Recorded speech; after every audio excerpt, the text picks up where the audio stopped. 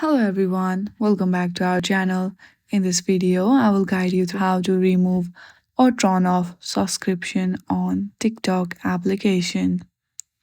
To turn off subscription, first of all, open your TikTok application and go to the profile and hit on the three lines which is on the top right corner of your screen. From there, select setting and privacy. There is no any direct way to turn off subscription on TikTok, but what you can do is simply hit on the report a problem option,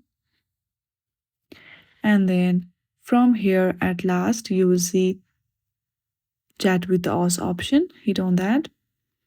From here, describe briefly about your issue that you want to remove or turn off subscription on TikTok, and TikTok team will help you out within the 24 hours. This is the only way to remove or turn off subscription on TikTok. I hope you like this video. If you like this video, then please do not forget to like and subscribe to our channel. Thank you for watching.